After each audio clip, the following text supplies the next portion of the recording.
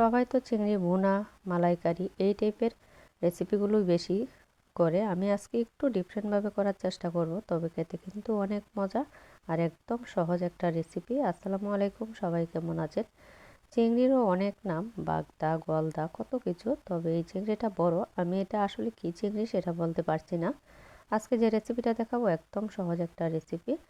পোলাও, সাদা ভাত এই টাইপের খাবারগুলোর সাথে অসাধারণ লাগে। আর আজকাল বাচ্চারাও কিন্তু চিংড়ি মাছ অনেক পছন্দ করে। অন্য কোনো মাংস বা বড় মাছ না হলেও এক দুইটা চিংড়ি যদি প্লেটে থাকে বাচ্চারা কিন্তু অনেক খুশি। এখানে আমি চিংড়িটা ভালো করে ধুয়ে নিয়েছি। এটার মধ্যে পরিমাণ মতো হলুদের গুঁড়া, মরিচের গুঁড়া, ধনিয়ার গুঁড়া, অল্প পরিমাণে একটু জিরা আর পরিমাণ মতো লবণ দিয়ে ভালো করে মেখে নিচ্ছি। এটা কিন্তু আমি ভাজা করব। বাটিটার মধ্যে যে মশলাটা লেগেছিল এটাও সামান্য একটু পানি দিয়ে দিয়েছি, কারণ চিংড়ি মাছটা থেকে কিন্তু অনেকটা পানি বের হবে। চুলার আঁচটা এই পর্যায়ে একদম ডিম আঁচে রাখতে হবে, তাহলে চিংড়ির ভিতরে যে পানি সেটা কিন্তু সুন্দরভাবে বেরিয়ে আসবে। এটা একদম মচমচে হবে ভাজিটা। এভাবে বাসায় ভাজি করে খেয়ে দেখবেন, সাদা ভাত বা পোলাওয়ের সাথে অনেক ভালো লাগে।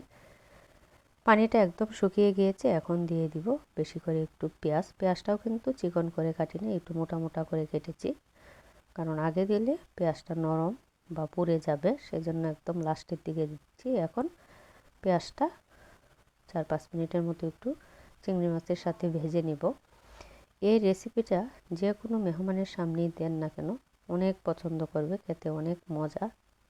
আর চিংড়ি মাছে যত কম মশলা দিবেন ততই কিন্তু খেতে ভালো লাগে। বেশি মশলা দিলে চিংড়ির স্বাদটা নষ্ট হয়ে যায়, মিষ্টি মিষ্টি থাকবে চিংড়িটা। ইচ্ছা করলে আপনারা এটাতে টমেটোও দিতে পারেন, আমি আর টমেটো দেই নাই। পেঁয়াজ কুচি আর কাঁচামরিচ, ধনিয়া পাতা দিয়ে ভাজিটা করেছি। বাসার সবাই খুব মজা করে খেয়েছে। আসলে মাঝে মাঝে একটু ডিফারেন্ট করে করার চেষ্টা করতে হয়। সব সময় তো ঝোলের তরকারি খেতেও ভালো লাগে না, মালাইকারি খেতেও ভালো লাগে না। আর চিংড়ি মাছ তো অনেক লোভনীয় একটা খাবার, আমরা সবাই অনেক পছন্দ করি, তবে সব সময় খেতে পারি না। অ্যালার্জির সমস্যা, শরীর চুলকায়, মাঝে মাঝে খাই। আর আম্মা বাসায় আসছে, বলছে যে ভাজি খাবে, সেজন্য ভাজিগুলো করছি।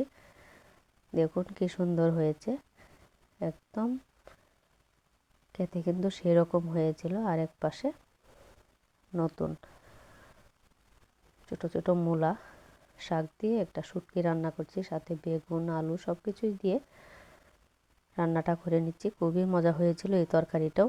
আজকের ভিডিওটা কেমন হয়েছে অবশ্যই কমেন্ট করে জানাবেন। যদি ভালো লাগে পেজটা ফলো দিবেন, লাইক কমেন্ট করবেন। শীতকালে এই তরকারিগুলো খেতে কিন্তু অসাধারণ লাগে। আপনারাও কি এভাবে তরকারি রান্না করে খান কিনা কমেন্ট করে জানাবেন। শীতকাল মানেই তো হচ্ছে মজা।